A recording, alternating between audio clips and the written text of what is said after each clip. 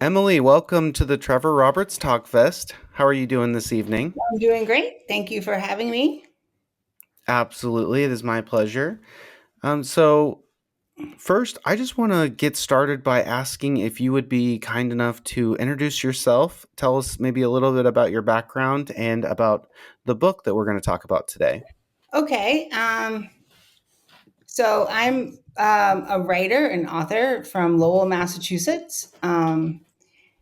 I am a Franco-American, which means my ancestors are among the nearly 1 million people that came to New England from Quebec in the mid 19th to the mid 20th century.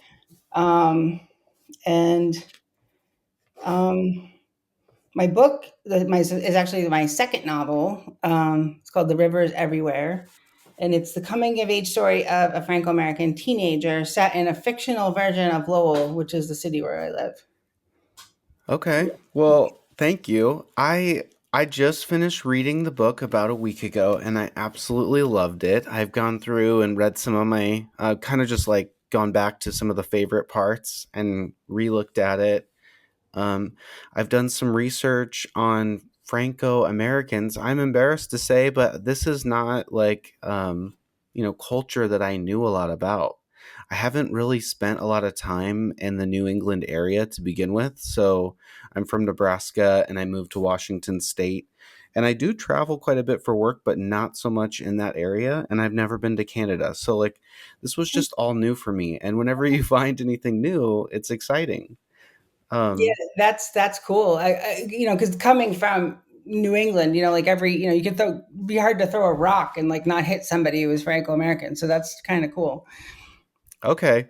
So, for anybody listening that's like me that doesn't have that background, can you share just like is there anything in literature or pop culture or like anything that will help someone listening that doesn't know the background? Yeah, so I think perhaps the most well-known Franco-American is Jack Kerouac, who was a writer and an author, and he was from the same city where I'm from, Lowell, Massachusetts.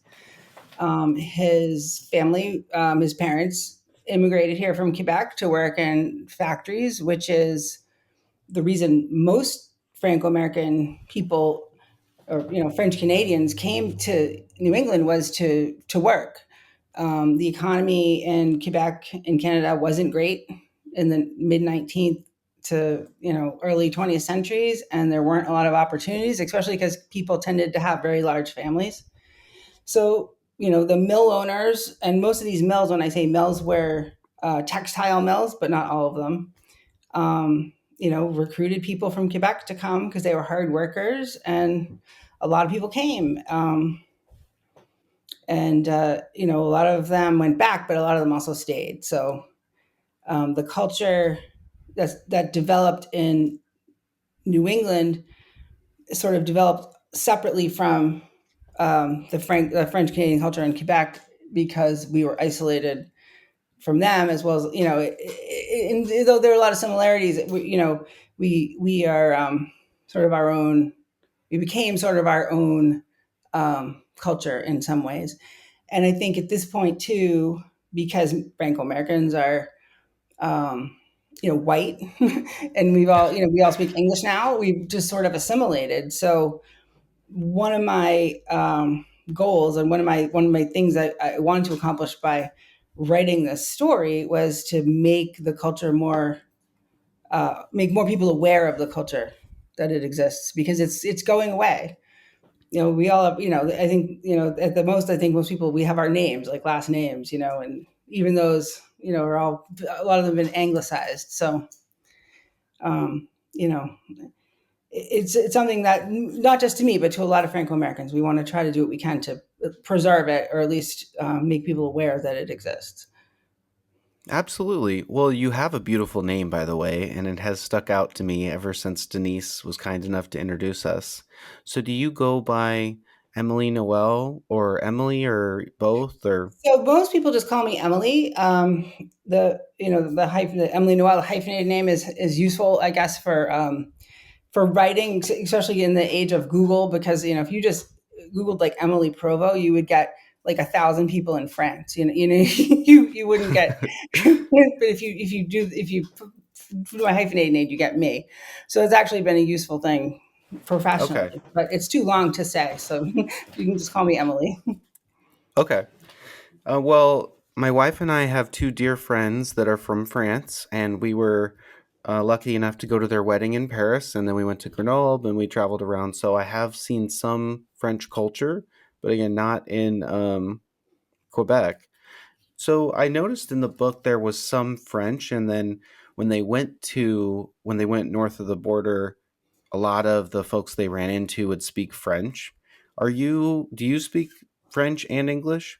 I can speak some French. I wasn't raised speaking French. The French I know, I learned, from probably about the seventh grade, like on.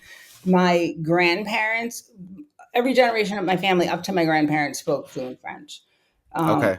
In the 1950s, when my parents were born, it was sort of very frowned upon to be, I guess, ethnic.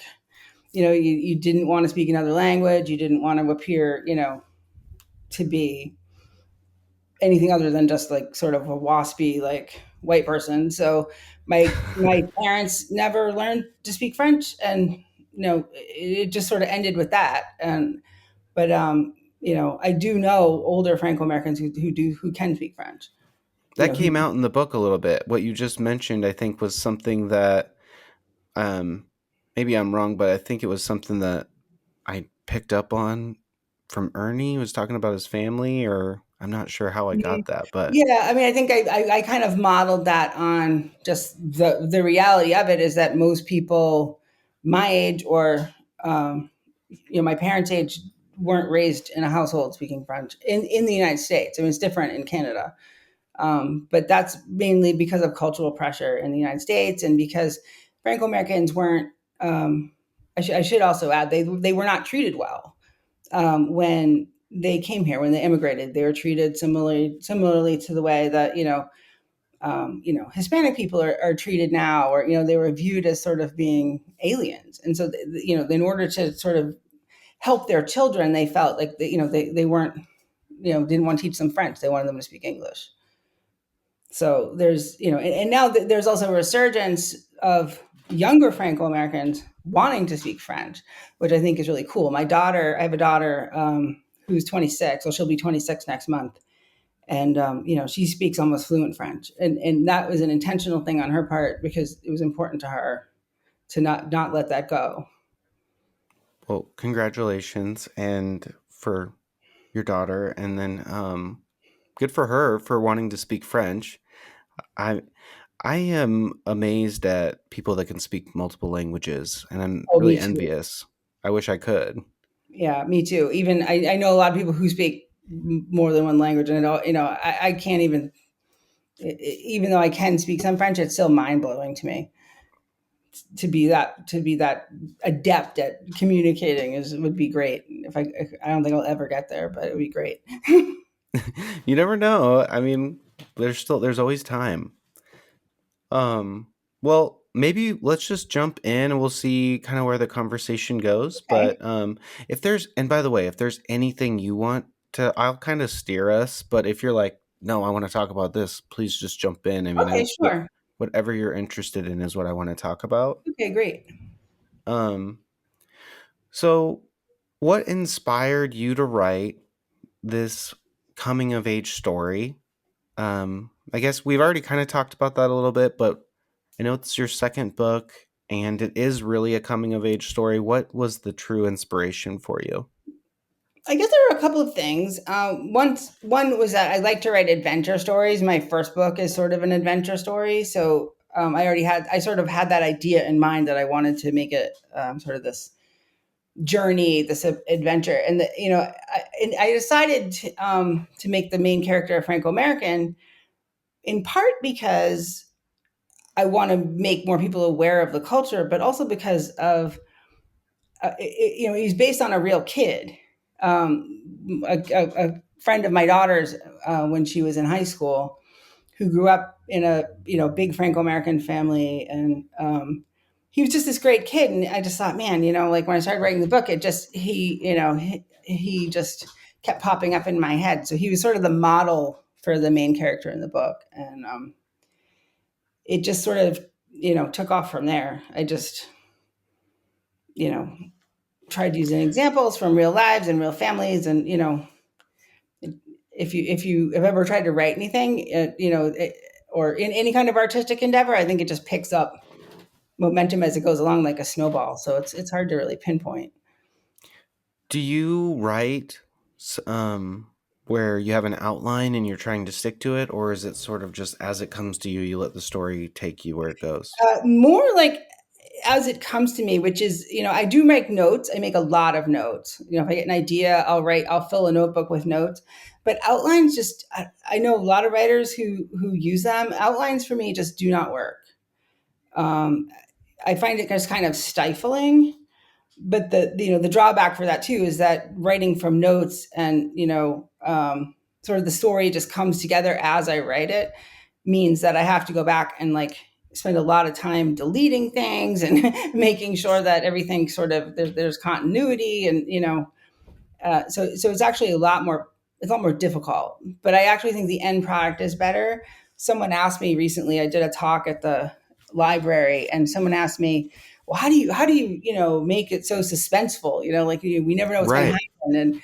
And I said, well, because I don't even know what's going to happen, because I don't have an outline, so and that's also a challenge too, because it has to still be believable. So you have to maintain a balance there. But yeah, I don't follow any of those rules that they teach you in writing school or in English class. Okay. Well, I should probably ask, how do you want to handle? We did not talk about this ahead of time, but should we? I don't want to spoil the book for anyone who hasn't read it, so we'll just do our best to maybe not do that. Um, but I also, what would your preference be if like we have a specific question about something that happened? I think that's fine because it doesn't give away the whole story. Okay. Yeah, And nothing is coming to mind right now. I just want to make sure I'm respectful of and not spoiling I anything. appreciate that. Um, so I wrote down that there's a lot of faith in the book. Hmm. Um, faith is a constant theme that is going through the protagonist's mind and sort of a driver in the beginning, but also it's like in the people that he's interacting with as he comes across. But also loss. It's, loss of his friend, and then the people along the way, there's loss, and um, when he, the first one of the first scenes that kind of changes the direction of where he was going, there's loss, and then there's um, loss of a companion, that Ronald has. So there's just loss and faith throughout the book. And so was that intentional, or how did that come about?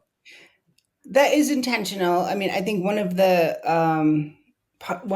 parts of Franco-American culture, at least up until perhaps like the last generation, was um, you know was very devout faith, very devout Catholicism. So I wanted to try to get that across, both as a cultural thing, but also use it as a vehicle for the story. And I did it through Catholicism because that kind of works with the character. But I also feel like faith is something that's not discussed very much in literature, at least in contemporary literature. I think it's sort of like a taboo subject, and I wanted to include it because I feel like even if the main character Ernest isn't particularly religious, he's still very spiritual, and I think it really informs a lot of his actions and his personality, even though he claims that it doesn't. So I wanted to, it was so much part of his upbringing, you couldn't just take it out. Yeah, could feel that. And then you could almost see that he was like thinking about, well, he was questioning, like, maybe I am, maybe I'm not. And then he even felt a certain way at the end, but it didn't seem like he ever really knew where he was at. Yeah, and I think a lot of that is the age. He's 16, so I think, a lot of the his, sort of religious upbringing was basically because that's what his parents told him he was supposed to do. And I think the story, in part, is about him deciding for himself what he thinks. Going through this kind of process. Is if are my parents right, or is the church right? How it doesn't reconcile with these things that happened, and I think that's kind of a normal thing that a lot of people go through, especially people who were raised in very religious households. So I wanted to also use that as a vehicle for him, kind of growing up and sort of thinking for himself. I felt like there was so many really subtle descriptive characteristics, and I really felt like it was so well written, because like I wanted to know more about so many things, and it's like I think it's good to leave the reader wanting more, but it was like it wasn't like I just didn't notice or didn't care. And just one small example is like his dad. He never really seemed engaged too much. It was always more about his mom, and the Right. dad was sort of just aloof. But I couldn't figure out, like, is this his dad just like being submissive in his own marriage, or like is there more to it, or is that just supposed to be really subtle, or you know I what I mean? I think in that the family dynamic, with his family, is his mother's very much the person in charge, pretty much. Yeah. Yeah, and I think his father, just goes along with it for the sake of not causing problems. I mean, when I thought about them, I think that there's these couple, they've been married for a long time, and he just knows what's good for him, and he just doesn't mess with it. Yeah. You know? But that kind of detail, I think if you are too intentional with it, you would just kind of come out and say it. It wouldn't really stick with the reader. And so I have always been interested in writing and authors and books, and I think that that just seemed like a really well written, um, just like the details that are so subtle but they're important. Yeah, I think that's important in writing or in art or in film, is to say what you need to say without shoving it in somebody's face, without putting it out there, because part of good art or good writing is happening in the reader's mind, and you don't get to say what that is, as the person writing it. You can just make the suggestion and hope that it comes across, and and however it comes across to that person is it, it's not wrong. And I don't get to say that. That's not actually none of my doing, none of my business. So, on that note, there's like some things at the end that are kind of like left where you don't know. And so, how do you like? Have you had readers come to you and ask you like, "Well, what happened with this?" or "How Hmm. does this end?" And what do you say when that comes up? I just tell them that I don't know. And because there's so many things in this world that you just don't know. And I think, especially at the end, I don't think Ernest knows. And I think trying to make it all nice and neat and put it in a box would ruin the story. It would ruin it. And I think people are used to having that. I think a lot of stuff that you read or that you see on TV, and I think this is really pushed by the publishing industry, is, oh, you have to have a nice, neat ending. You have to have everything sort of wrapped up at the end. And that's not how life works. Nothing's ever wrapped up ever. And I wanted to just kind of convey that. He got through these things, and he did well, and he got to, he moved up to another place, but it's not over. And you're never, a lot of people aren't sure what they're doing ever. No, right. So I felt like that wouldn't be genuine. That's one of the reasons I did that, or the reason I Okay. did that. So the book is called "The River is Everywhere." Um, can you talk about the symbolism of the river?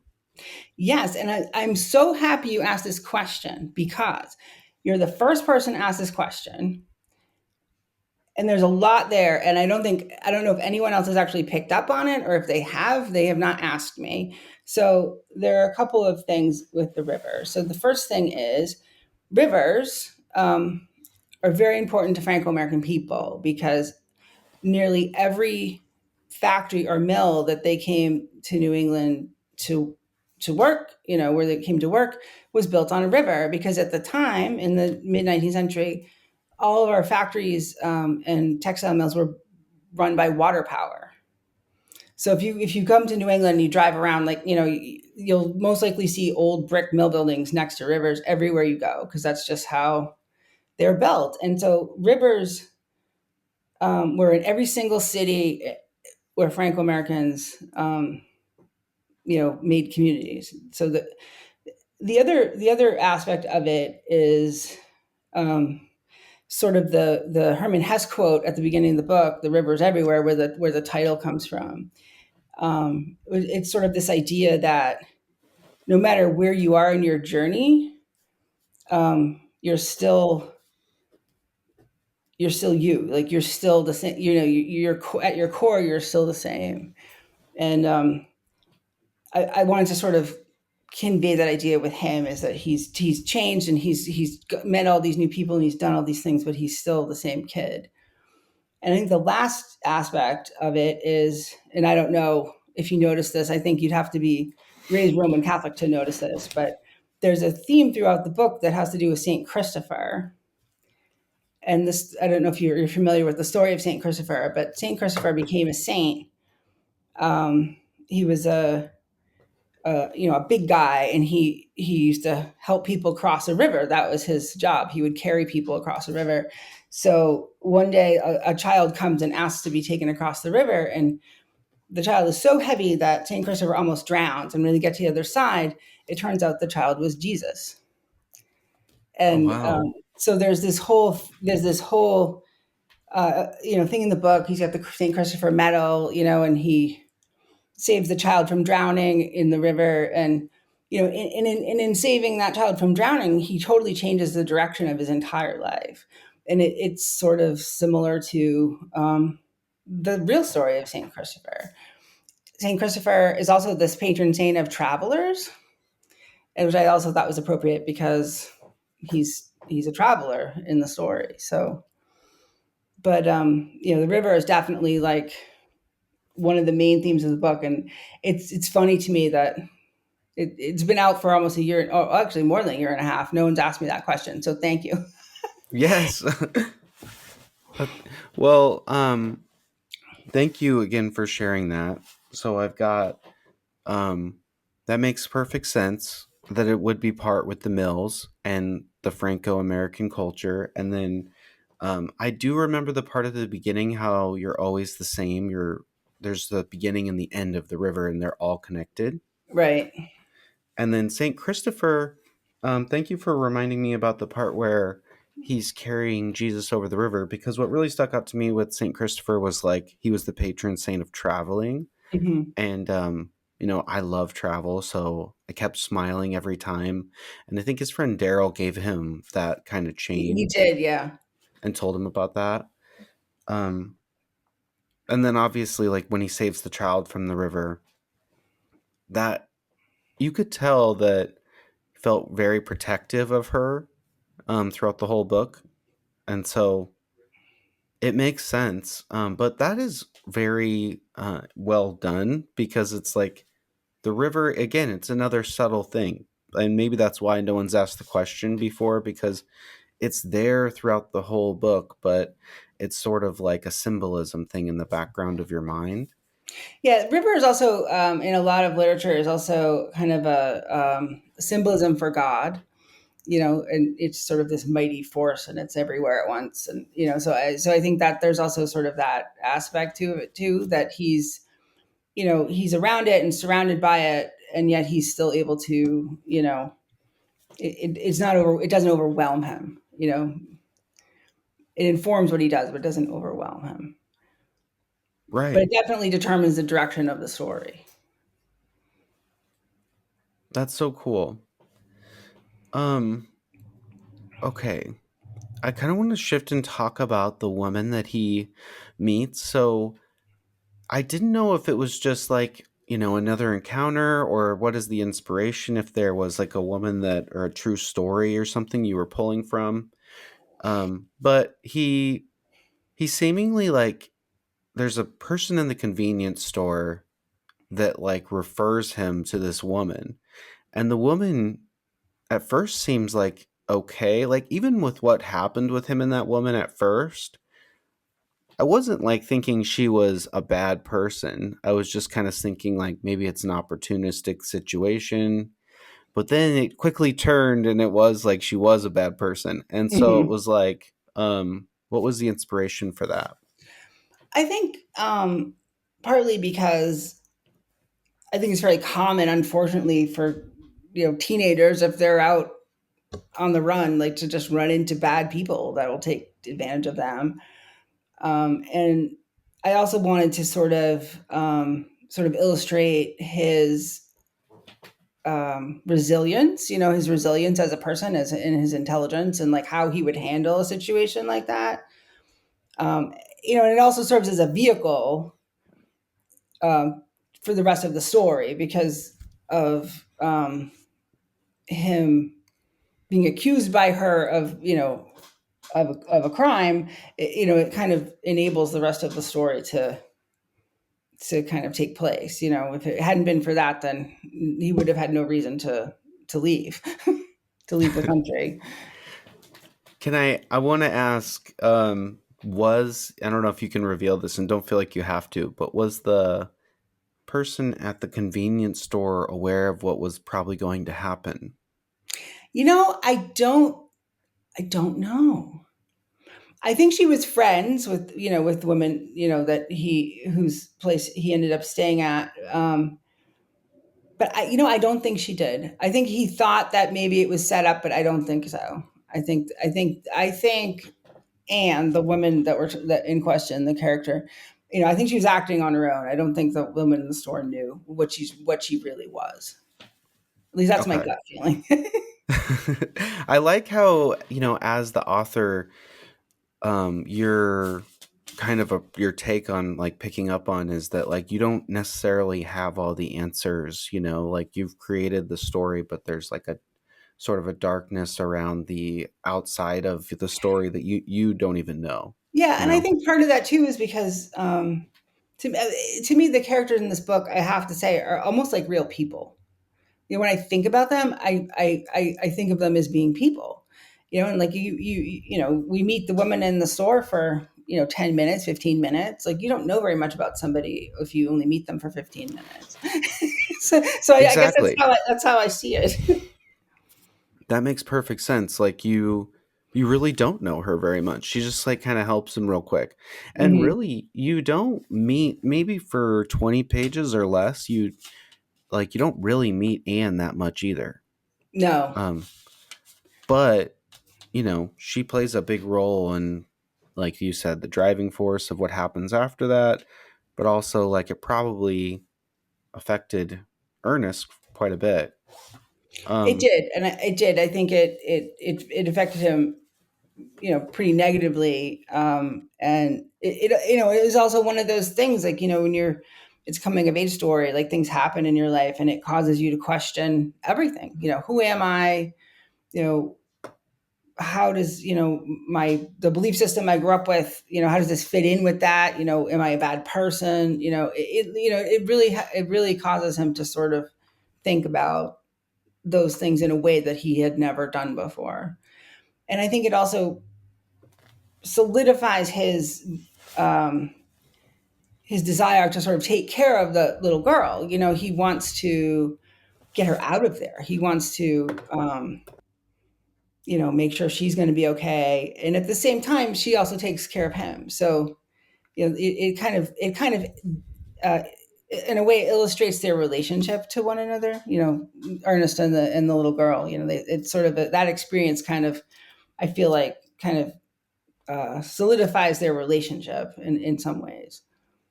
yes, and like you said, she when she kind of does do something to help him out in that situation, which really for how young she is kind of shows that she like has some skills, but makes sense because, with her background, she probably has had to kind of like figure things out quickly, um and like even how she doesn't really make a big deal about what she did even though like was a big deal.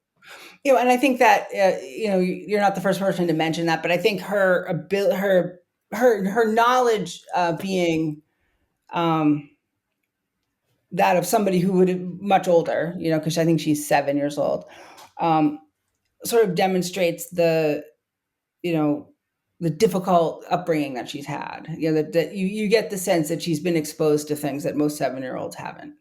Yeah. And rather than that being a negative thing in this situation, it actually saves them. So I wanted to kind of include that too, to sort of show that, like, she's not, in spite of her difficult childhood, she's still okay. She's resilient too. Um, so maybe let's just talk about the just in general, there's all kinds of interesting characters that pop up, and we get to meet them for maybe 15 pages or so on average, we'll say. Some of them, I think, towards the end, were kind of staying with a group for longer, but there's several characters for the first like two-thirds that we don't see for that long, and they're all really interesting. Are they are they all fictional? Or are they kind of inspired by anyone? Most of How do them you are, come up with those? yeah, most of them are fictional. I think, they sort of go through, like, in the beginning, he's in this sort of rural part of Western Massachusetts and in the Berkshires, and the people, and that there's a lot of poverty there.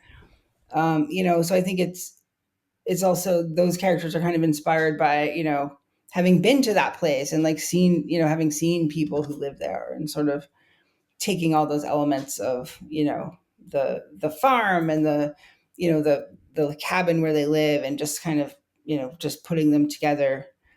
um but most of the people are, they're fictional, but I would say they have elements of real people, that I've either seen or talked to or met or imagined, or um Okay. Um, I felt like in the beginning, he just thematically, like, he's pretty well off, and he's, like, everything in context makes sense. And so he's frustrated that he's going to have to go to boarding school. But then, like, on his adventure, he just keeps running into people that probably don't have it as good as him. mhm. And he's kind of like realizing, like, oh, maybe my situation wasn't as bad. And it seems so silly that he even decided to go on his own Right. in the beginning. Was that intentional to have that kind of like as part of the symbolism of the book? Yeah, I think so, because I think, again, that's another learning process he goes through. Is that his, and 16-year-olds, anything can be a tragedy. Like, a lot of things that an adult wouldn't even think about. Somebody who's 16, it's, the worst thing ever.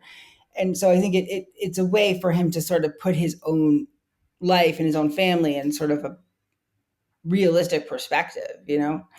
And these people are, he's never met people like that. He's never met, anybody who is poor, anyone who, had the problems that these people have. So I think it's a way for him to sort of step back and say, okay, maybe it wasn't as bad as I thought.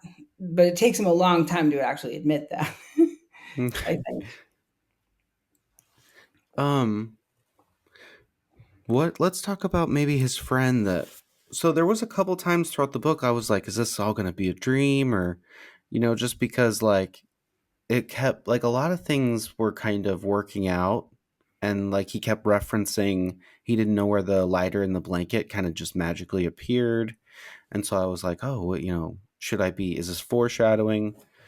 um but how did some of that come about? Like, were you trying to take us somewhere in our minds, or? So there's a couple of things with that. So traditionally, I know, literature in Quebec um, has sort of this element of,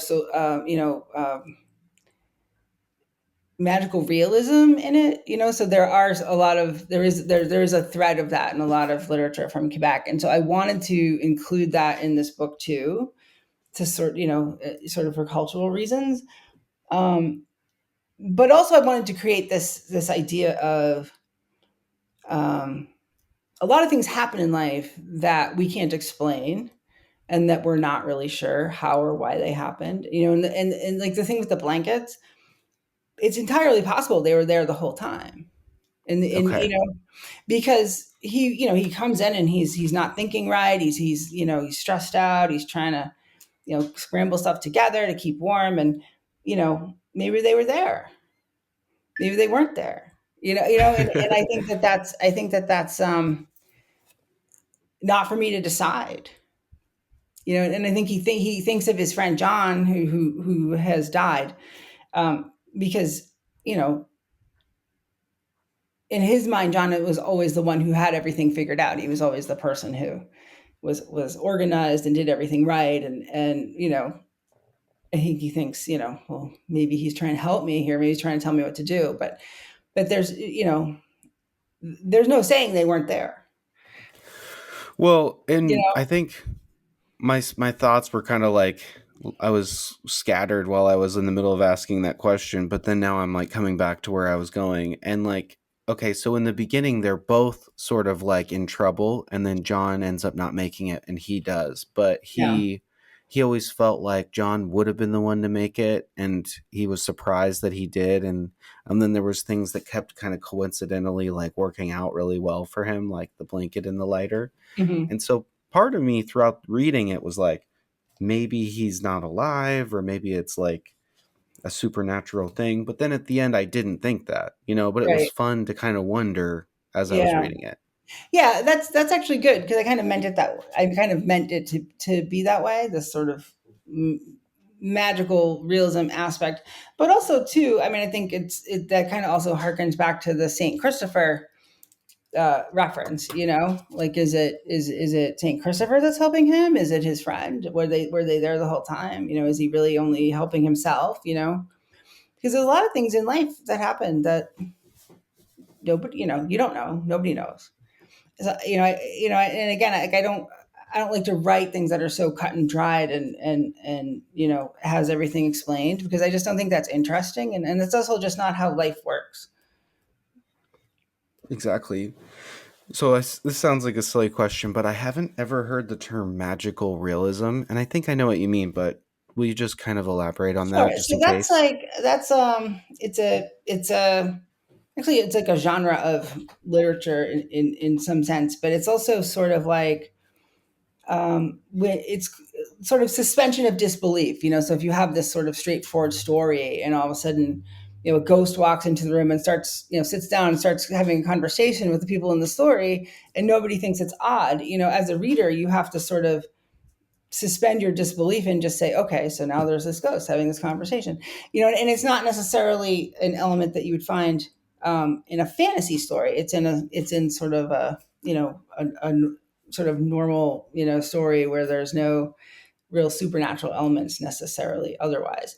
So there, a lot of Latin American literature is very heavy with magical realism. There's a lot of that in certain cultures. So I thought that was important to sort of include.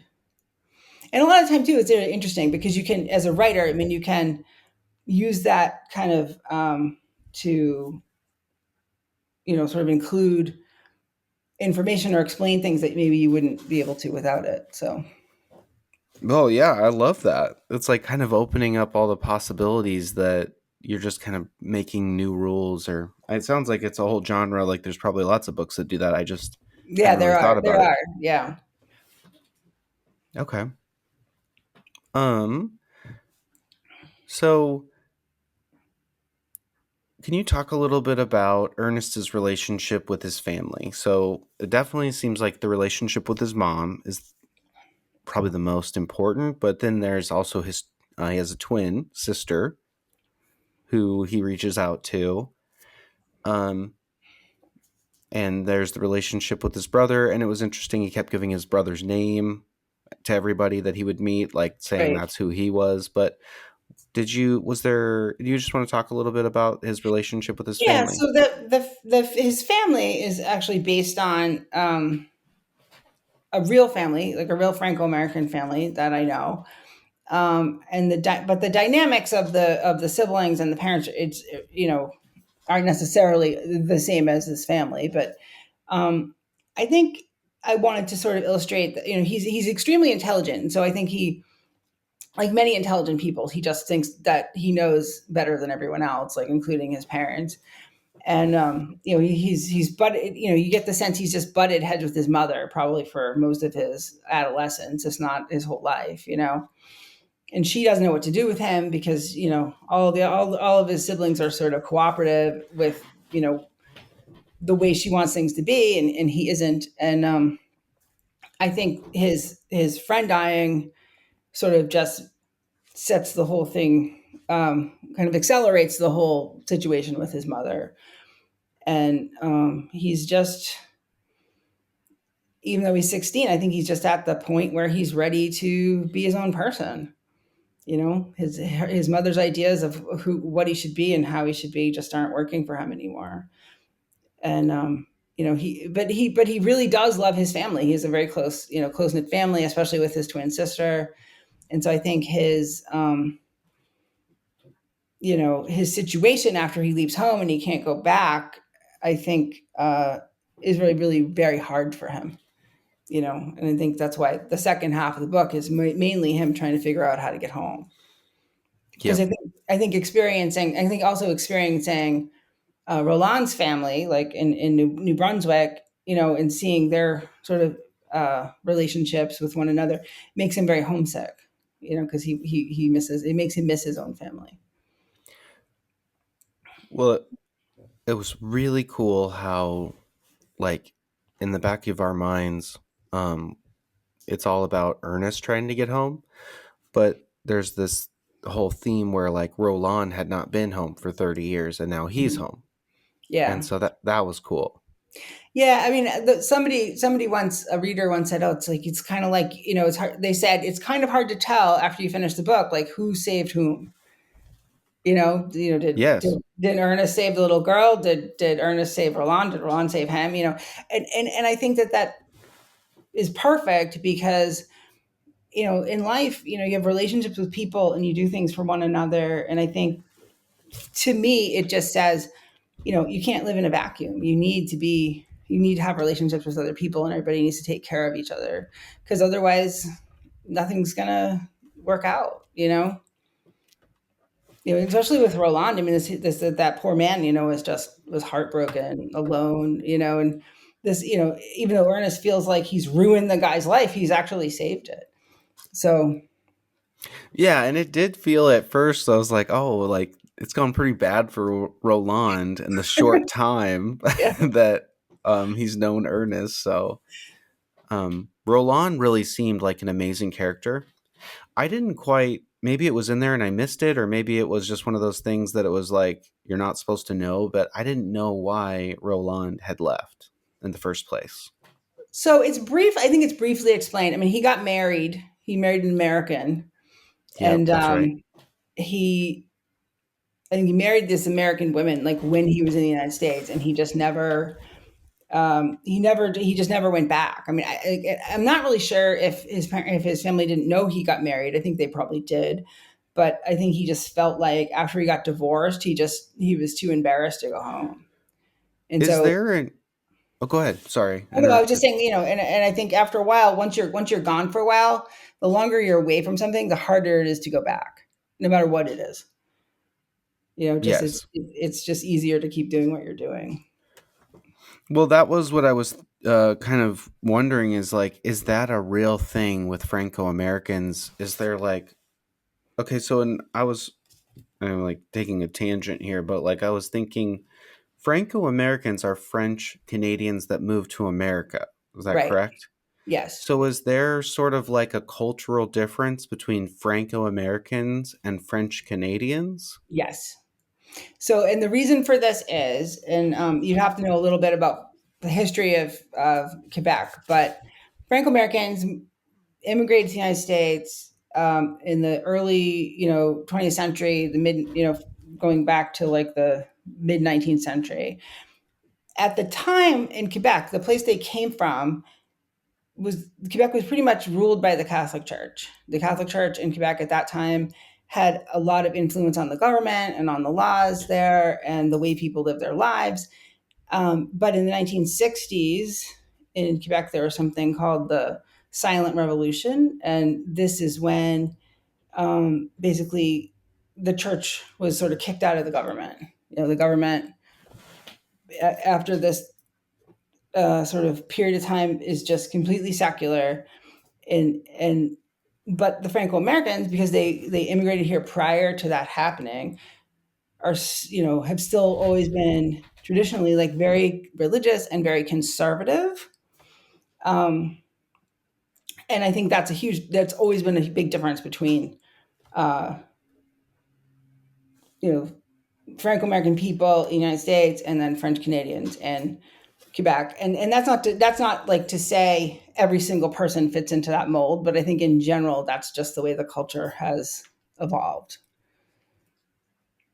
So, if you met like, like if you had met my grandfather, for example, my grandfather, would have made like Mitch McConnell look like Bernie Sanders. He was like so conservative. It was like insane. And I've met other people like that. And you're just like, wow, how did like I even get here? It's like, how am I related to you?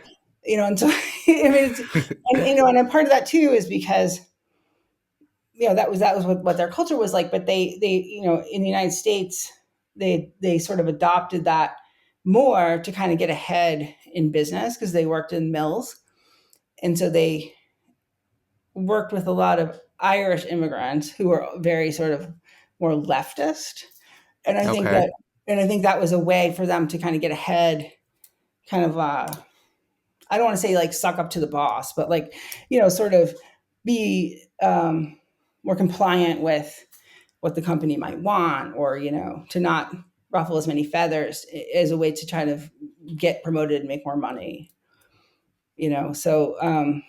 So it is a cultural thing, and it goes political, social,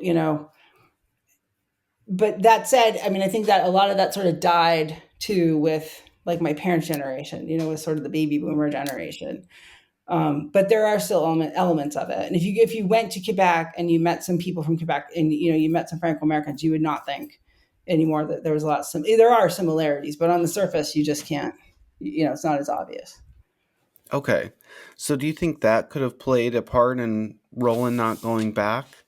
I Or think was it the his probably. more personal? I think it might have. I think the fact that he's embarrassed about getting a divorce. He left when he was young, and he got married and had a son. And it didn't work out, and I think he just felt like you know he wasn't really worthy of it. He was, and even when he does go back, it turns out that really wasn't true, and that he had wasted all this time for 30 years. But, you know, or at least he felt like that. But Yeah.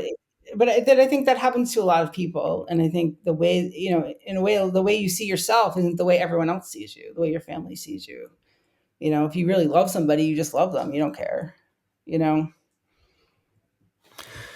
One of my favorite parts about the book was how they arrive and there's like a party going on and the family like stops the party to make an announcement and they all are just overjoyed by this presence that he was there and like I don't think he told Ernest that was going to be the case. Well, he just like went. He's just like, I know what we have to do. We're going to Canada. Yeah, And well, then I it think gets he there. does mention that there's going to be a party, and I think Ernest says, "Well, how do you know there's going to be a party?" He said, "Well, because it's me or Yes. you. Well, of course, there's going to be a party." And I think that's also a cultural thing with French Canadians. There's always a party. There's and not necessarily like a party like in the college sense. Like people getting together and drinking, but like people just get together and they play music and they hang out and they eat food, and like it's just that's part of their culture. And so he just knew, he didn't know who was going to be there or what was going to be happening, but he knew there would be there. He knew that there would be people there. His knew his family would be there. And I and think d- having Ernest and the little girl with him too, I think it gave Roland this sort of greater sense of purpose where it got him over the fear of going back because he had somebody to take care of beside himself. that makes sense because he Yeah. probably wouldn't have gone had he didn't have them. No, I don't Obviously he think never so. did go. Right. Um, so the book has been praised, I think, for the Franco-American culture. Do you have like what is has this been important to you? Yes, it's been very important to me, and it's actually one of the reasons why the book has done as well as it has. There, one thing, like I mentioned earlier, the Franco-American culture is sort of declining. It's sort of becoming assimilated and just sort of going away. And so there are a lot of cultural organizations and individuals who are working really hard to prevent this from happening. To try to preserve whatever culture they can, to try to revive it. And so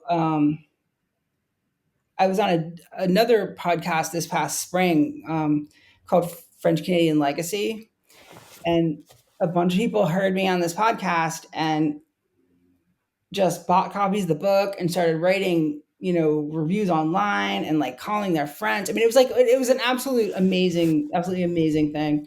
And, it's just sort of caught on like crazy, and in next week, actually, the Saturday after Halloween, I'm speaking on a panel at the University of Southern Maine, on Franco-American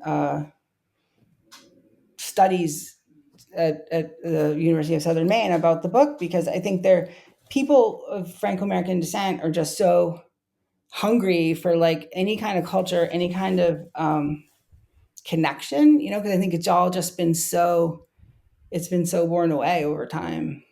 And I think some of that was deliberate, like I mentioned, but so, and also something that's like a contemporary view of Franco-Americans, which you don't see much of that at all. Um, so yeah, that has been probably one of the main reasons the book has done as well as it has. And when I say it's done well, I mean, it hasn't sold like millions of copies, but it's probably sold 1,000. And for a book by someone that no one's ever heard of, published on a tiny press based in Europe, the publisher's based in Europe because I couldn't get any American publishers to even touch it, is a big deal. It's a really big deal, It is a big deal. you know? So I'm so grateful to all those people, and I'm so happy because it seems like it's like really touched people and given them something to talk about and like something to think about, and it's inspiring to me because I want to keep going and keep writing about those themes because I think there's a need for it. Thank you for sharing. I think it's an incredibly big deal. I loved reading the book.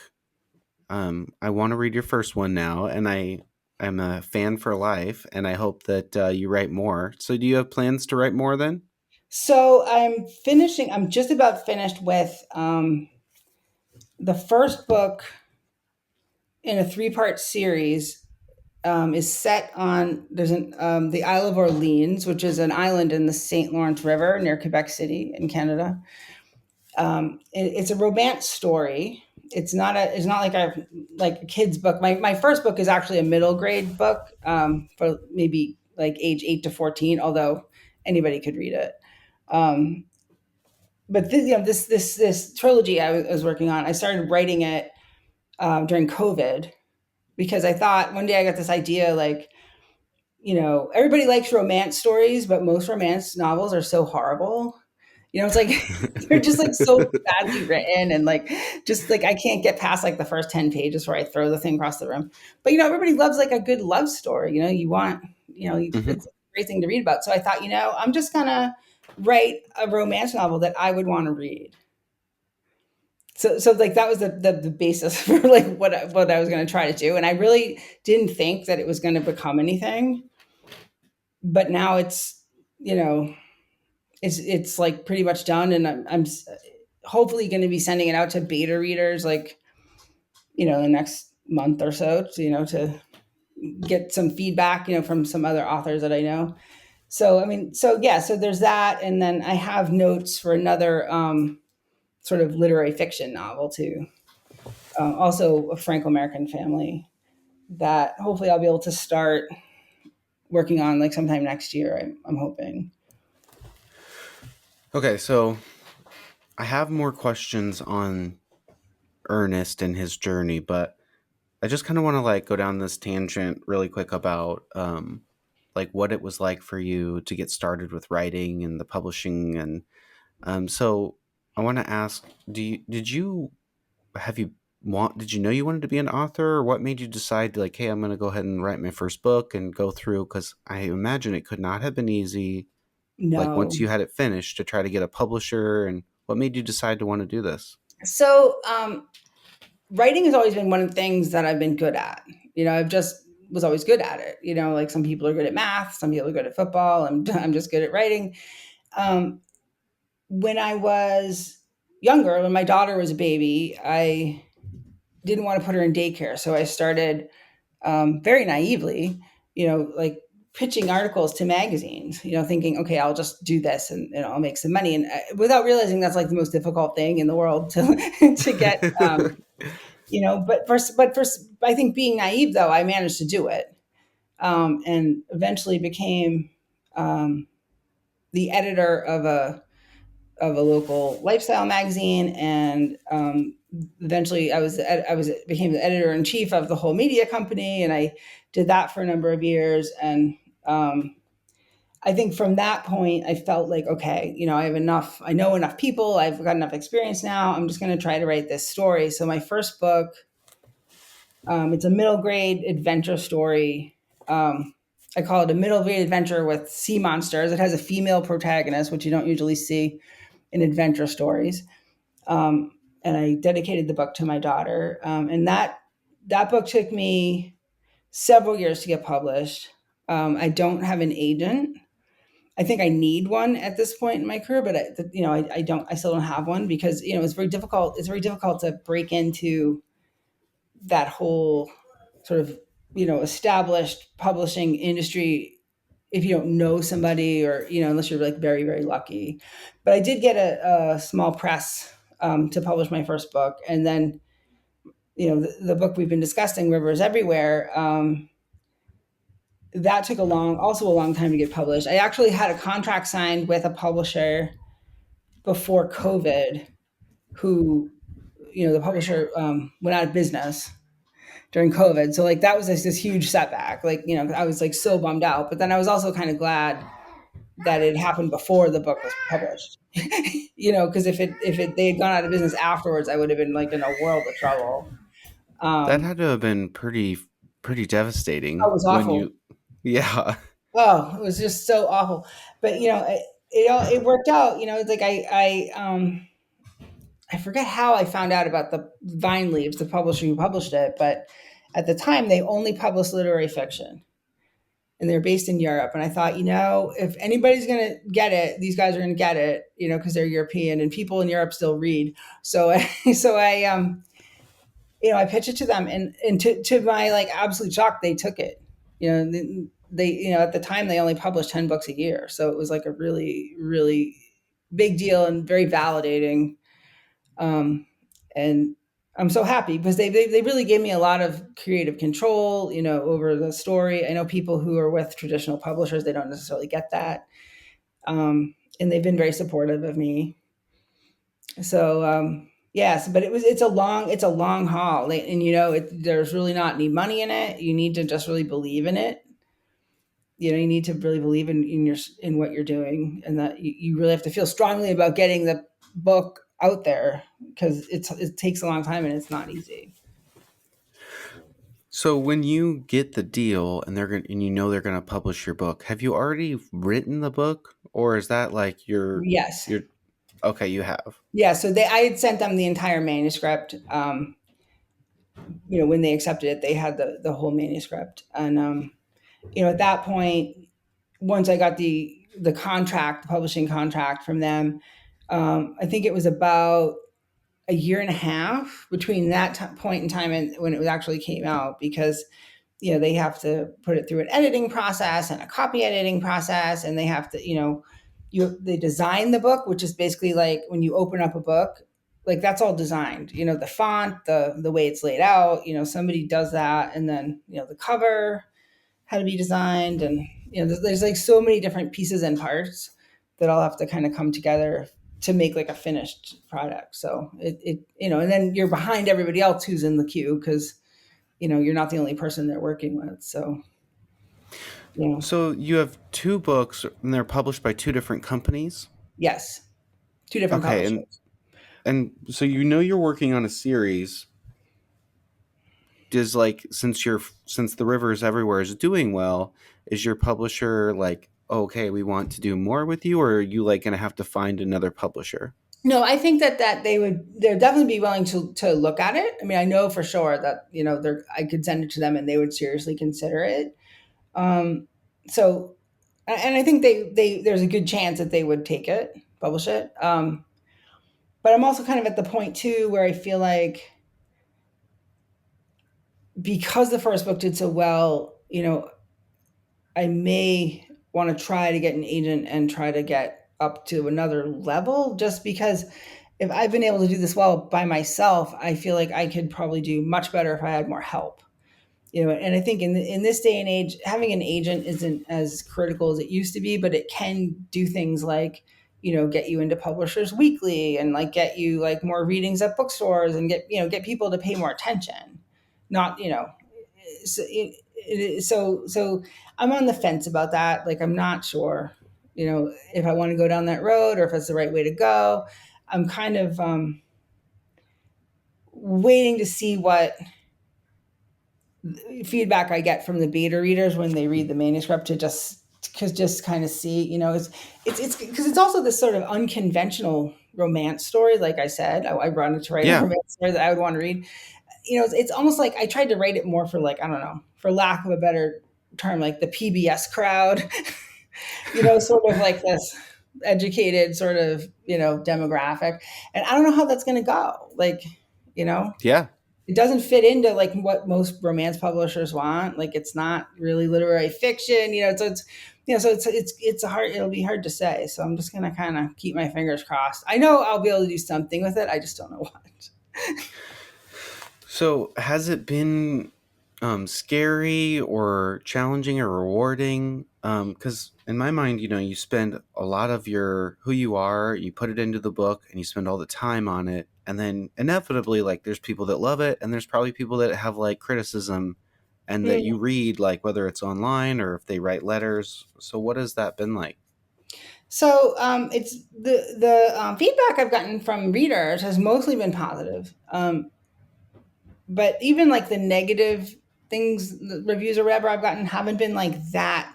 They've been like kind of odd. Like, it's like, a lot of people complained, oh, because it's so religious. Like because religion and spirituality play such a large role in the story. And some people found that off putting, but you can't really get upset about things like that. It's sort of like, well, that's that person's like preference. Like that's just them, it doesn't mean it's a bad story, So I think, in some ways, I think I know the book is as good as I could make it. I worked on it for a long time, and I worked with the editor for a long time and the copy editor for a long time. Like it's as good as I could possibly make it, and because I know that, I'm cool with anybody saying whatever they want. Because Was it? Go ahead. no, just because I know that inside, So you can like hate it, whatever. Like I know it's the best it can be still, because that's you, that's not me. And not everybody likes everything. Some people like to read comic books or sci-fi or whatever. It's not a book for everybody. Right. Um, I imagine it was probably very rewarding just having anybody read it. Like if I wrote a Oh book yeah, and the my best. wife read it, I'd be Oh, like, cool. That's great. thank you. Thank No, you. no, I didn't. I'm saying if I Oh, did, like if I wrote a book and anybody read it, I'd be like, thank you for taking the time to read oh, what I I feel wrote. like that's. I feel like that's still, and like I the funniest thing is like when I get reviews or like I get people post stuff online or something like who are complete strangers because I think at first it was like just people I knew who read it or people in my family and like and you get to the point where it's like people you've never met and never will meet, like that's kind of when you know that you did a good thing when you get Yeah, reviews from complete strangers. it's pretty special. I mean, I've never been to Massachusetts, and now I've read it, and we're talking about it, and it's kind of wild how that can happen. You know. And I Um, also think it's cool too because it makes me feel like the even though I wrote the story, I wrote the book, that it's got a life of its own, and I think that's the best thing you can hope for any kind of art, that it just has its own life that's not necessarily about me. Well, one of my favorite parts about it is that you were really wanting to represent Franco-Americans and then teach that, like kind of spread awareness. And it's really embarrassing and sad for me to say, but like I didn't know. I think I'd heard the term Franco-Americans, but really couldn't have told you what that meant. And I still wouldn't say I'm an expert, but like now I'm aware of it, talking to my wife about it. I'm going to go back home next week to Nebraska to visit our extended family, and we'll be telling them about it, so it's cool. I think that that's like organically happening now. I do too, and that's actually like one of the things I was hoping for. Just to create awareness about it. Because even in New England, like even here, and I live in a city that at one point was like 30 or 40% Franco-American. Um, Even here, there are people walking around with French names who don't know the history of it. It's so like when I say that it's going away, it really is. Which is why I think things like this are important. Um, can you talk about your like writing process? Do you have like a system where you wake up every day and I'm going to write for 2 hours, or is I it wish just sort of I when could. you feel like it, or how does that work? So I try to be good about it that way. Like I do try to set aside time every day to work on it, whether it's actually writing or editing or revising, or trying to formulate sort of ideas of things to write. But I'm also like kind of a master procrastinator. So like, and I think most writers are like, it, so rather than like click on the Word doc, I'll like wash all the windows in my house, like, and I don't know what causes creative people to do this, like, but I do it. So, especially with something where you don't have a deadline, it's kind of like, this is my project that I'm doing, kind of thing. Like there's nobody hanging over me, like saying, okay, it has to be done by, this day. So that's actually a challenge. It's a challenge for every single writer that I've ever known. And some people are really good at, fighting back the urge to procrastinate. And I'm embarrassed to say that I'm not always, but it's interesting because once I get past that hump, then I'll work on it for like 8 hours. It's just that like, it's like working out. It's like, like you don't want to do it, but then once you're doing it, you're good. Like it's sort of like Yeah, that. Yeah. I know exactly what you mean. Yep. Um, okay, what else? So I was doing some research on it and it was compared to The Catcher in the Rye. Did you see that as well? Yes. And I don't want to say that's intentional, but it's kind of intentional. I think I wanted to have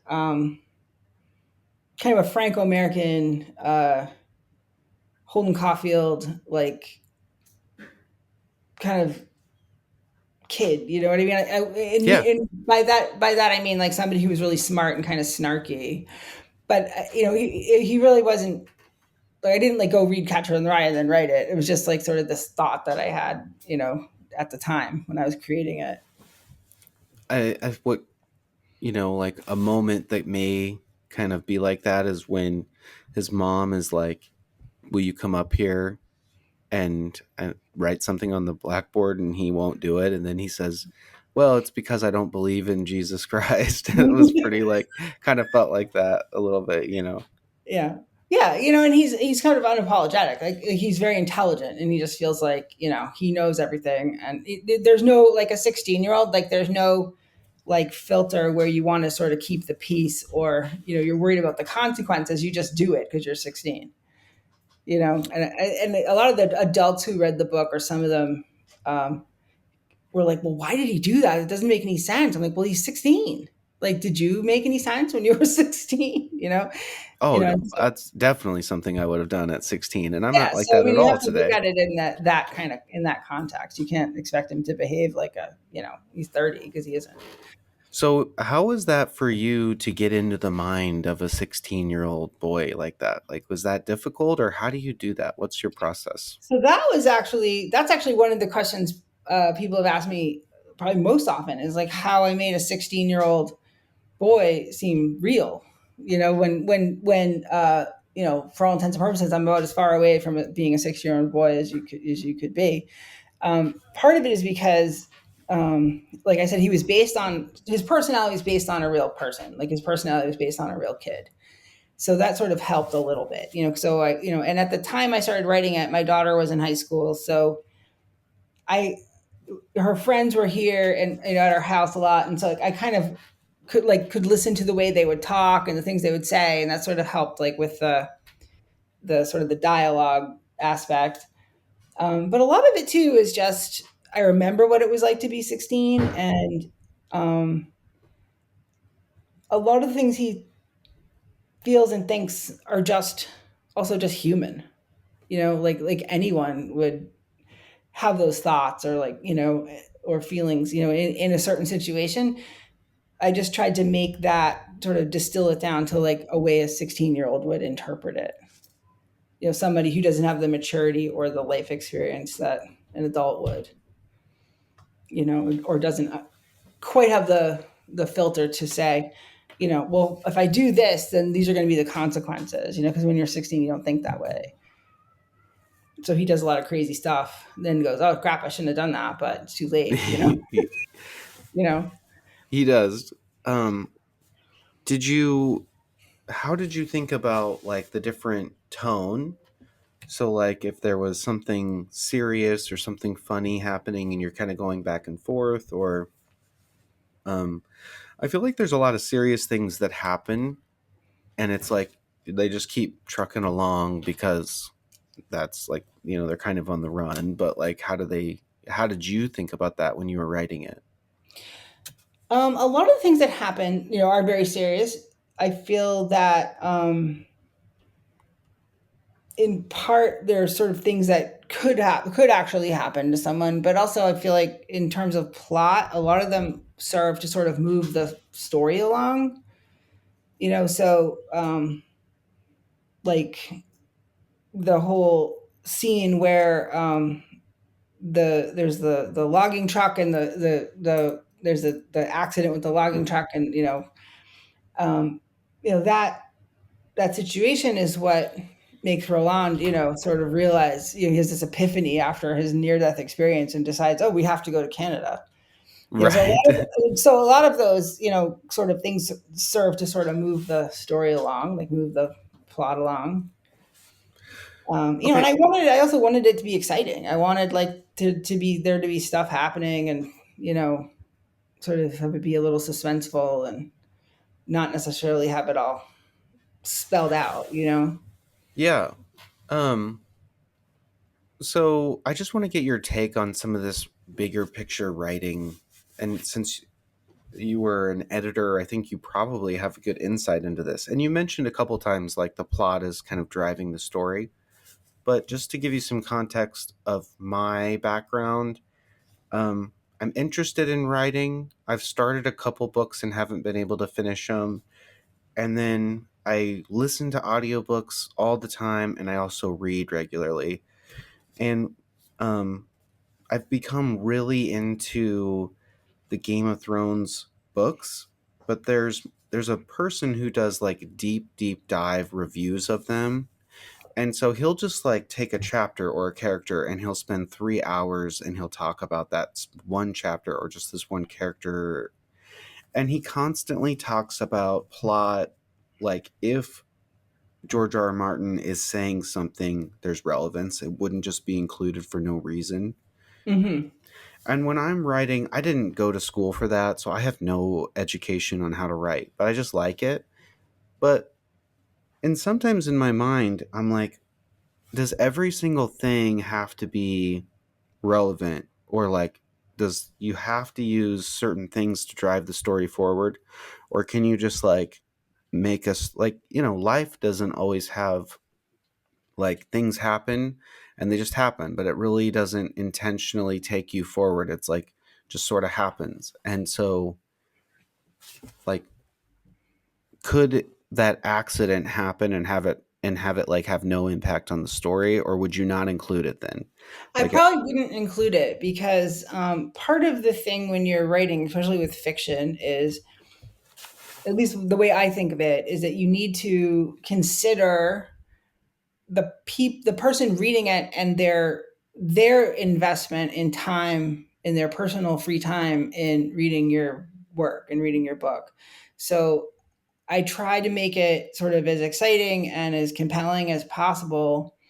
And I feel like if you go off on a tangent that doesn't really move the plot along or doesn't have any relevance to like any other, any like add to the backstory or, sort of foreshadow something in the future, if it doesn't have any like real relation to the story, it's a waste of time. It's just a waste of time. It's a waste of your time. It's a waste of the time person reading it. Like, I just feel like it doesn't do any good.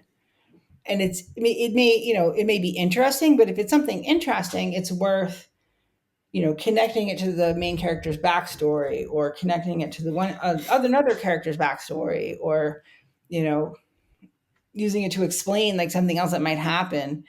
Because if you don't do that, it's just kind of floating there, and so I don't think yeah, I would include it. I know exactly what you Or I would mean. find a way to connect it too. If it was something I really was interested in including that I thought was important, I would find a way to work it in. Okay.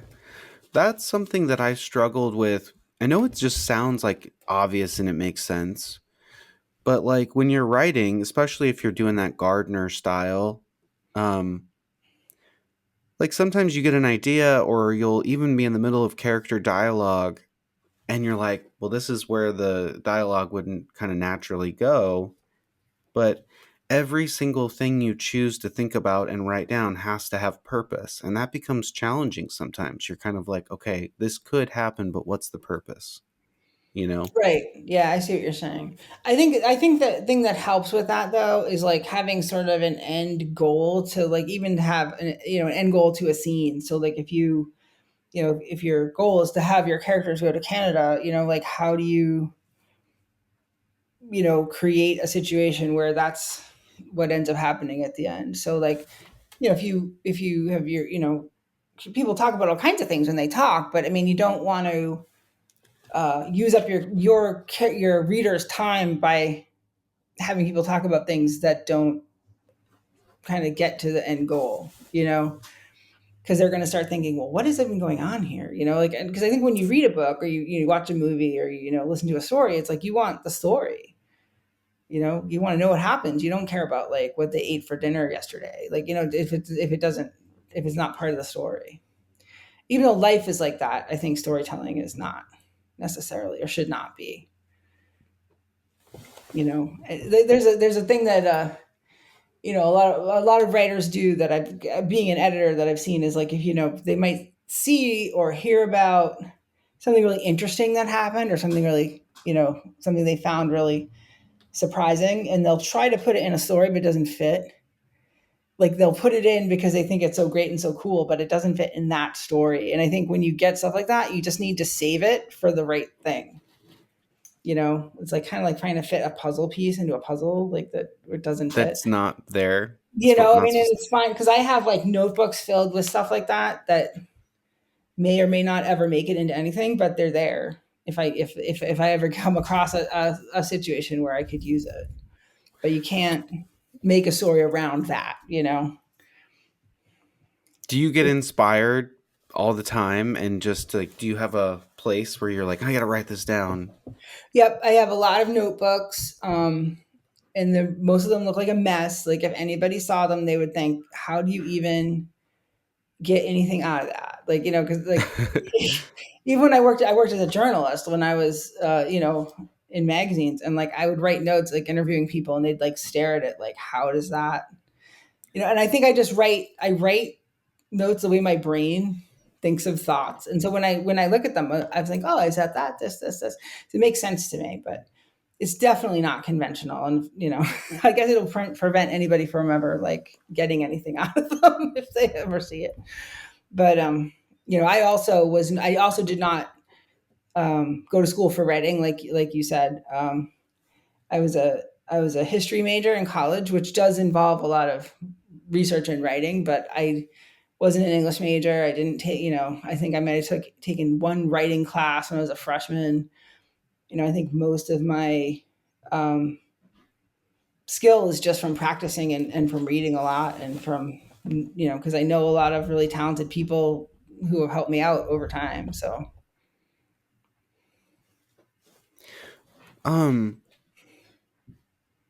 okay, so going back to the story, how do you feel like the community have like specific I know you said you've had a lot of positive feedback, but have you had anybody specifically from Frank that's a Franco-American reach out just with their appreciation that you've contributed to the community? oh yes, like several people, as I mentioned. I'm going to be speaking on a panel at the University of Southern Maine. That was because of someone who read the book, who was involved with the university, who read the book, and he sent me a message through my website and said, thank you so much for writing this. He told all his friends about it, and then he invited me to speak on this panel. So, and I know that there are other people like I may not have heard from personally, but so yeah, that has happened quite a bit. What has that meant to you? Oh, it means a lot. It makes me feel like I did a good thing. And so it's not just like I wrote a book and it got published and it was a finalist for some awards and things, which is great. But I think if it means something to someone beyond that, I think that's the best I could hope for, really. So that makes me very happy. And it's also kind of weird, because it's like not something I actually set out to do. I was just telling a story, so it's also just kind of strange. Like when I had my book launch, event, like when the book came out, it was at a library, and most of the people there, I had no idea who they were because it was, I did an interview with the local paper about about being Franco-American and the stories Franco-American, and like all these Franco-American people I've never met in my life showed up at the library, and like the book sold out. The I had somebody there. Tell us about that. What was that like? That was wild because I was like terrified for weeks that no one was going to even show up. It really was. I'm like, no, nobody's even going to come. I was like stressed out. Like I thought it was just going to be embarrassing, and it was like the place was full and all the books sold out, and like the bookseller who was helping me like had to take orders, for the books, and so it was actually it was amazing, and it was also very validating, and it made me feel like okay, I felt like it made me like stop doubting that I was on the right path, I guess. I bet You that know? was incredible. Yeah, it was amazing. And I'm not a very good, I'm not a very confident public speaker. Like I'm kind of introverted. So it just made the whole thing like so much easier and better at the same time too. Um, did you have any of your close family and friends there to be able Yep. My to daughter was there, and, my stepfather was there. A lot of my friends were there. So, there were people that I knew, which was great. But, yeah, so a lot of them are total strangers, which is just also great. And then they were like really appreciated. They hadn't even read the book yet, and they're telling me about their families and their lives. And, it was kind of amazing because I think there's this, like I mentioned, there's this real sort of hunger for anything cultural from Franco-American people at this point because the culture has just been so, watered down. So when you do the love story, is that going to be Franco-American as well? I know it takes place in Canada. So yeah, so the main character in that story is Franco-American, and she ends up moving to Isle of Orleans after she gets a divorce, and so it's this story of her kind of putting her life back together. She had this horrible ex-husband, this horrible divorce, and but and that right there sounds very conventional, but the story from there kind of gets sort of very unconventional. So she's Franco-American. A lot of people in the book are Canadian, so it's sort of kind of a mishmash of both, which I wanted to try to do. And also the Isle of Orleans. I know you've said you've never been to Canada, but it's one of the most beautiful places. It's just this gorgeous, gorgeous place.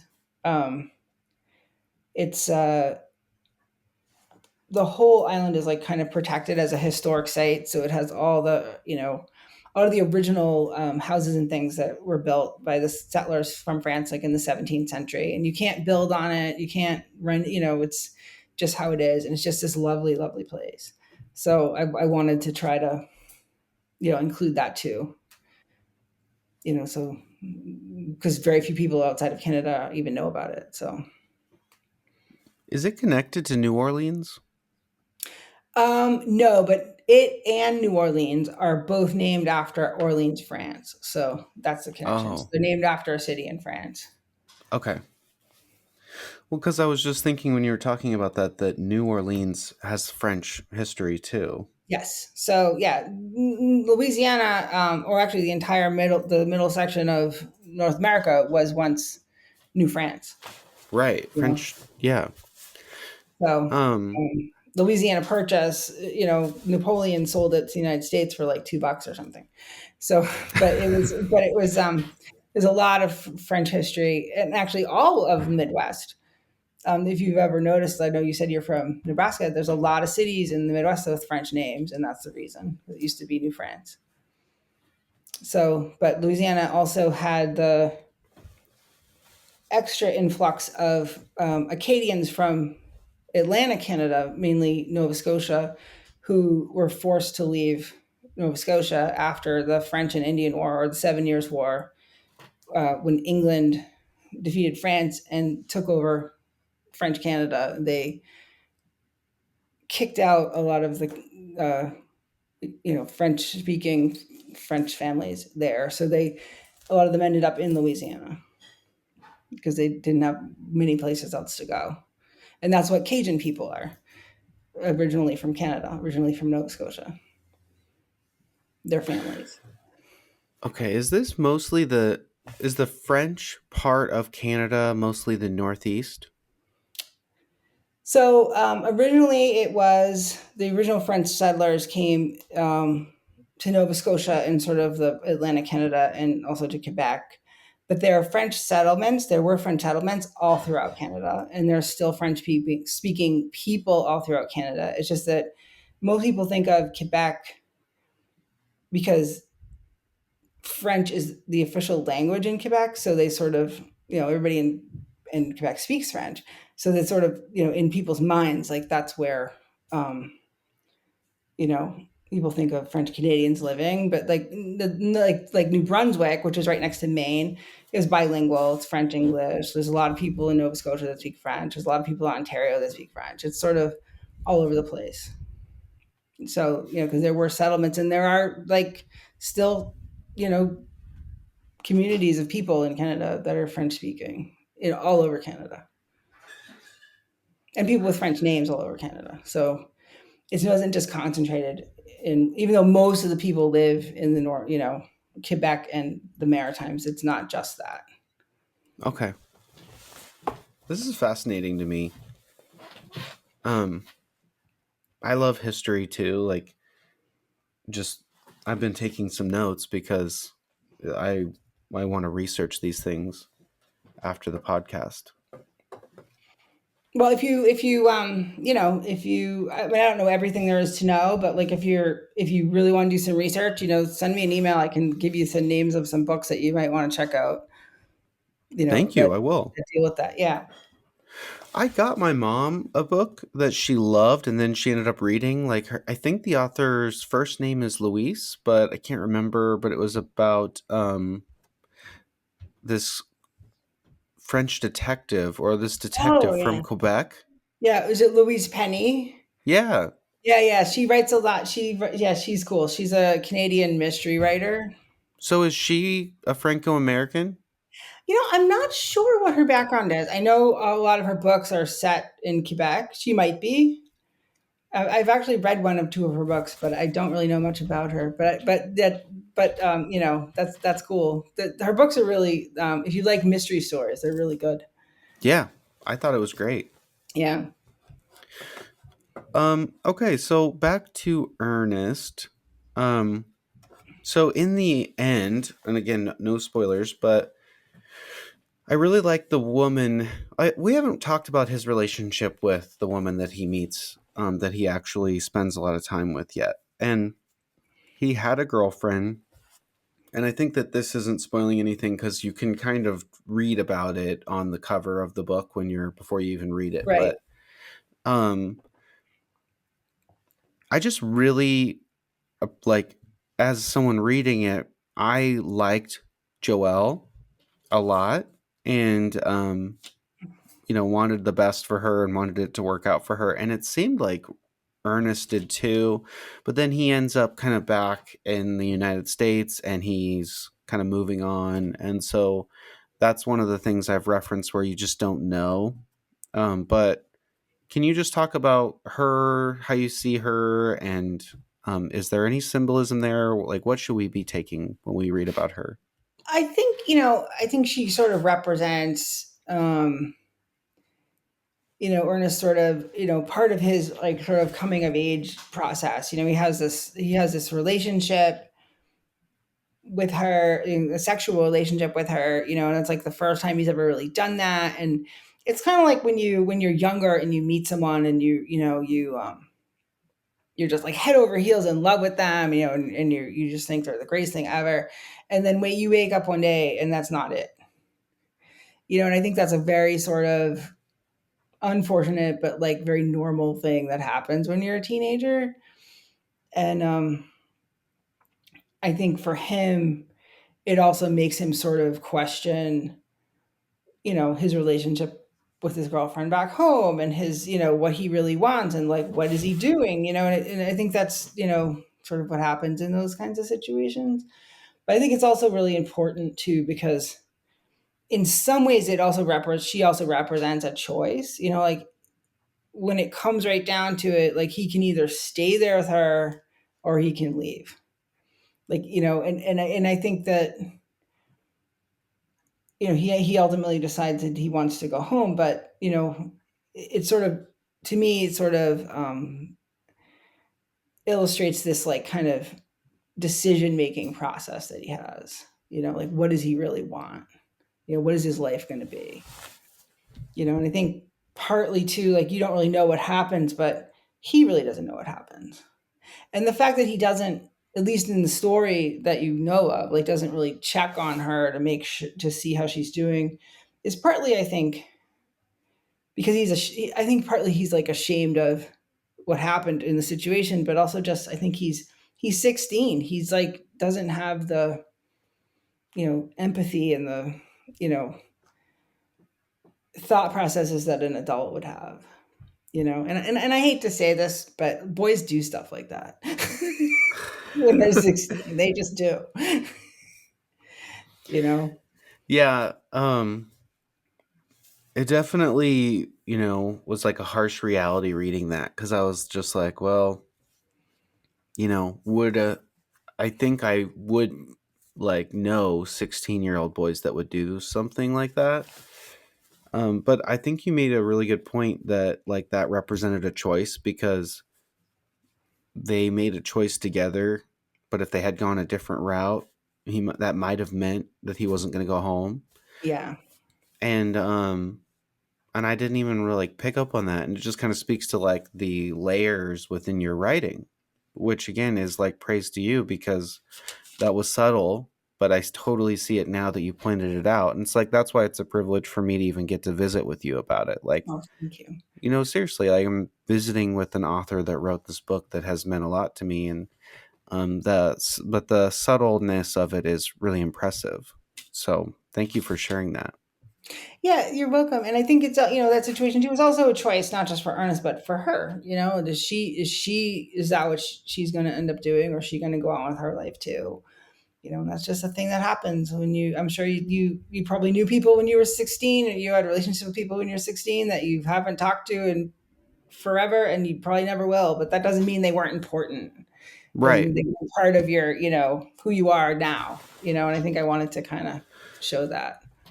And there's something magical about like it's New Year's Eve. We've never met. You're from like a land far away, and we both like just instantly know that we're gonna have this romantic connection, and like we've only known each other for a couple hours, you know, and that it's safe and like consenting on both parts, and then it lasts a little while, but it doesn't usually last forever. And that Right. really only happens at like younger. Like it doesn't. Yeah. I mean, I Yeah. don't know. I've been with my wife since 2011, but like what we're reading about here happens in like high school and college, kind of. Exactly. And I wanted to try to show that too, that he's, he's a kid. This is the kind of relationship you have when you're that age. And, I think that said, though, I think it will, and, affect him, be part of who he is for the rest of his life. It's definitely part of his growing up process and the person that he will ultimately become. Whether or not he ever talks to her again isn't really the point. Were you wanting to show journeys for most characters in the story, like Roland, his mom, like some characters I don't know that we necessarily saw a lot, like with Bit, like I don't know what her journey would have been, but a lot of characters had like a lot of like they went through character development and had an arc. Were you wanting that to come through? Yeah, I wanted the people who are most closely connected to him to just sort of have that happen, mainly because it's impossible to have would have been impossible to have Ernest to have this sort of journey without, also people close to him also kind of moving forward. Because if you're in a very close relationship with someone, whether they're your caregiver or whatever, I mean, I think it's just a natural progression. So, for him to sort of go and grow and change, and to have the people he's around not wouldn't just didn't make sense to me. So one thing I noticed too about the book is that it's about 210 pages long, or 212, and a lot happens. So how was that? Like, is that your style, or is that something that just as an editor you were able to like teach yourself? But how do you know, like the book's very detailed. You'll go into specific details, about like maybe what they're eating or the weather, or like something that gives the reader a lot about someone's personality. But yet it's not like you're going on like George, like Tolkien will talk 3 pages about like a tree, Hmm. like you're able to just have this, like it's an adventure story. I mean, there's so many different settings and scenes and people, but yet it's only 200 pages. So like, how does that work? How does that happen? So I think it does sort of go back to me working in magazines and being a journalist and an editor in that sort of world, because you can't waste words. If you get an assignment for a 700 word story, it's a 700 word story. You can't say, well, I had more to say, so now it's 900 words. It doesn't work like that. There's no space. You need to just get it as concise as you possibly can. So I think because I did that for so long, I think my brain just naturally wants to get the most economy I can out of words or out of descriptions. I don't feel like talking about something for 3 sentences is necessary if I can get the same information across in one. And that's just, and I don't know how other writers approach it, but to me that just makes the most sense, and I think it also makes it a little bit more fast paced, which is what I also wanted to go for because it's an adventure story. So I do So try to get as much description and sort of sense of place, to sort of the five senses, in with as few words as I can. I think it's um I mean, I do think it was fast paced, and I think it makes it like not an intimidating book either. Like I can pick it up and be like, oh, this isn't going to be something I have to commit to. Like if um you know a classical book that might be like 1,000 pages, even if you know it's good because it's classic and it's famous and it like has all this accreditation, you're like, I don't know if I want to dedicate all the time to that. Um, Yeah, I mean, there's also the aspect too of well, there's two things like writing a book now, a contemporary novel, I think people's attention spans are not what they once were. You're competing with all kinds of other media for someone's attention. So, like, if you're taking too long to get to the point, it's too long. You're just going to lose them. I felt like I needed to sort of keep it going and not kind of weigh it down with too much extra stuff. And I think older books that don't do that, I mean, they weren't competing, with the internet and television and all this other stuff that we do now. So you could sort of afford to have more words and make things a little bit more descriptive or longer. And I also just felt like, you know when I was trying to get it published, the other really important thing is you want the person at the publishing company who's reading your manuscript to not lose interest. Because this slush pile is huge. I mean, like, you might get two paragraphs, and if you don't hook them, it's gone. I spent the believe it or not, the longest amount of time I spent writing anything in that book was the first paragraph. And I spent a month writing that, and I think it's probably four or Oh, five sentences. I'm definitely gonna go back and reread that then. Because and the reason for that is, I mean, I wanted it when someone opened the book, even though it's a short book, I wanted them to just kind of read that first paragraph and just like have it grab them by the lapels and say, "Okay, you're not putting this down." And and and also for the publisher, I really feel that's why I got a book deal, because it compelled the person reading it not to put it down. And so I did spend a very long time. It's actually the last thing I wrote was the first paragraph, believe it or I not. love hearing. Thank you for sharing that. That Yeah. little like tidbit is so cool. Um, because it is the most important thing. Like that is the hook. Whether somebody's gonna and there's books like I'm a reader that if I buy a book and I start a book, I really want to finish it. And I get my interest in reading from my mom, and she's not like that. She'll like if she doesn't into a book, she just doesn't finish Yeah. it. And she has all these books in her collection that have like she'll just use anything, like a little Like tiny a piece of bookmark stuck in it. Yeah. she'll have like a piece of paper Yeah. and it'll just be like sticking out and she doesn't even bother to take that out. It'll be on the in the library and I'm like, Mom, you like only got 10 pages into this. It'll be like Yeah. a No, book I gave her for Christmas or something like that. yeah. No, I do that too. I used to always finish books, and then I decided like life was too short. So I mostly finish them, but sometimes it's just like, yeah, I do the same thing. Well, one of my favorite authors is Bret Easton Ellis. Yep. um his books are short Yeah. and I like his books too. that yeah. For me is like I think this is something that I need to work on. Like when I'm working on something, because I just feel like, oh, if this is important, I have to just talk about it. I have to like expand on it. And so I do think it's a skill to be able to say something and get your point across quickly, and then move to the next thing. Right. And I think you also have to remember, it's what help, at least it's helpful for me to remember, that most of the story you're telling isn't on the page, it's in the reader's mind. So, I always think I only really need to say enough to create this, kind of idea or image in the reader's mind. I don't need to say all of it. And I think that it's a difficult thing to do, because it requires like an amount of faith in yourself that that you're capable of doing it. But I think that's the only way to go. You have to do that, because if you read something that where every single thing is spelled out, it really doesn't leave a lot of room for your imagination, and it's bored, and you get bored. Right.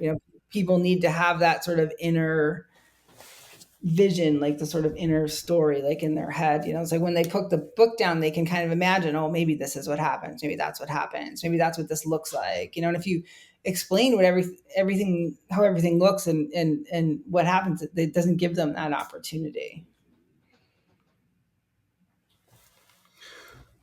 So, any final thoughts on Ernest or Roland or anything that we haven't touched on about the book specifically? um you know not about them, but it's, I just want to say, like, my one of my favorite characters in the book is Blackie DeRoach, the lawyer at the end. Oh yeah, that And was like good. hardly everybody, he's only in the book for a few pages, but I for some reason he's just one of my very, very favorites. I just wanted to say that. He When I he wrote that stuck out to guy, me too. yeah, I wrote that guy. I just all I could picture was like, Alec Baldwin like crashing like somebody's barbecue. Just like he just seemed like so obnoxious. I just really liked him. So, It, um, he came he's across sort to of, me like, go ahead. oh, but even he's sort of minor, but like even now when I read that part, it just makes me smile every time. So, someone that was into theater once told me that there's this concept in theater of like someone stealing the show, but that in order to do that, you have to have a very small part, Hmm. because it's like you're taking it away from the protagonist. And I wouldn't say that like this character steals the show over Ernest or Roland or, Joel, but like you said, he's only in the book for like a page or two. But he does kind of come in, and you described him as a way where he's like a little smooth and a little like kind of like maybe sleazy. I don't know if that's too Yeah. strong of a word, No, but he is like, sleazy. yeah. But he's able to go up to the judge and just get the whole thing, taken care of. And it's like he didn't ever seem to have any doubt that that would come out that No, way. he knew. He knew the whole time. Well, he set it up, and he's like that kind of a guy, because he knows everybody, and they all probably all owe him money or whatever. Like you can just imagine the amount of like, a lawyer like this. Next thing he's going to run for office or something. But I just, that there's guys like that. You see them. At least I see them around town. These guys driving these expensive cars, and you're like, man, like like what does he even do? Like, you know. So I don't know. I just thought I just love him. It's such a thank you for sharing. Like it's a great character to just throw in because it's definitely like is different from the quality of person that the main character is, you know. Right. Or even his parents. He's friends with the guy's parents, but they like they know him, but they only call him when they need him. He's probably not a devout Catholic. No, no, he pretends probably. You know, but yeah, but I really appreciate just having this opportunity to talk about all of this too. It's great and it's helpful to me. Because I'm going to be, like I said, I'm going to be at the University of Southern Maine soon, and I have to talk about the book. So it actually has refreshed my memory about a lot of things that I want to actually remember to talk about. So that's been really great too. And That's I'm so awesome. happy that you enjoyed the book and that you know it means a lot to me. And I'm happy that Denise told you about it too. And that whole thing with Denise has been like this really wonderful surprise too, because she's my third cousin. I've actually Okay. never met her. So You haven't? no, I've never met her. My great grandmother's father was her great grandfather, so it's like sort of this convoluted thing. But she's just been this huge champion of the book, like since the first time she read it. She sent me this email. I'd never even talked to her.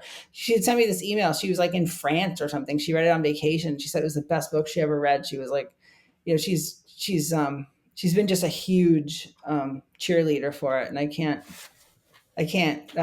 stress enough how important that is. Like having people to just support me and and sort of be cheerleader for the book. I really appreciate that as well with you. It's great. Thank you. Well, um let me just say thank you for saying that. I appreciate it and I truly enjoyed reading the book. If it's okay, I want to quickly say a story about Denise. Oh sure. Um so I just absolutely love Denise. She's so like truly amazing to spend time with in person. So I hope the two of you get a chance to connect somehow, whether it's like in France or just travel, like if she comes to visit or if you go out to Oregon. But so in my day job, I work in this industry, and there's this conference that takes place in National Harbor, Maryland. And Denise is kind of interested in I guess, I think partially the city, but also she worked in that industry and she's retired from it. So she knew some of the people at the conference. But she would come and we just like, you know, I mean, in a different way than like Ernest and Janelle or Joelle, but like we really had never met. And I think we both would say that we just became like infatuated with spending time together at the conference. And like I could just visit with, like, I like the reason I started this whole podcast to begin with is because whenever I'm at an event or even if, or at a New Year's Eve shindig or at Thanksgiving dinner or something, I like to find people to have conversations with. My father in law is a pastor. And so him and I will just like go off in the corner and talk for hours about all kinds of stuff. And Denise like is the best person to just visit with and people watch and talk about life and just think about like, well, this mundane topic, let's like go down this rabbit hole. And we'd never met before, and so like we have continued to talk and build our relationship. But she's been a champion for me on this podcast too, and so I'm very appreciative of Denise.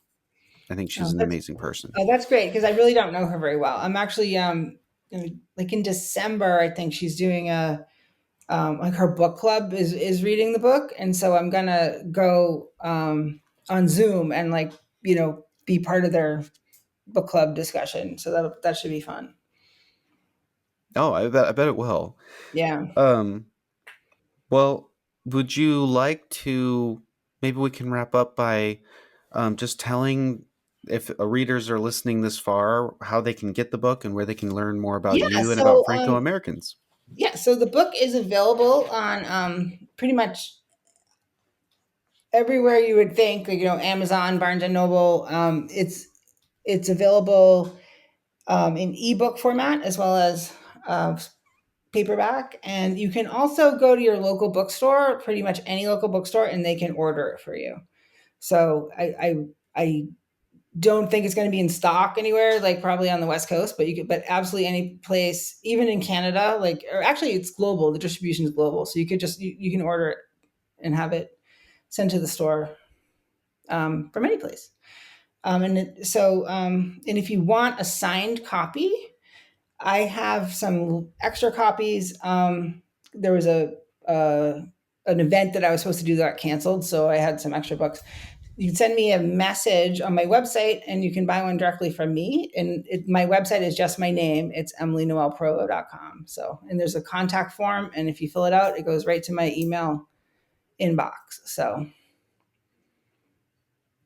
Awesome. yep. And just one other thing too, if you do buy it and you like it, please leave me a review. The worst thing is like trying to get Amazon reviews or Goodreads reviews. It's so hard. It's like, and I hate to like ask people. I hate to ask people to do it because I know No, people are busy. But it's like, man, like I have like 11 Goodreads reviews, and I know I've sold like 1,000 books. So I just, you know, and but so if you have time, please leave me a review if you like the book. That'd be great. absolutely. Well, my wife and I will be leaving reviews, and she leaves the best reviews. She's like a professional reviewer leaver. So That's great. yeah. Well, Emilie-Noelle, thank you so much for taking the time to come on here. Um, this is the Trevor Roberts Talkfest, and I'll see you next time. Thank you. Thanks.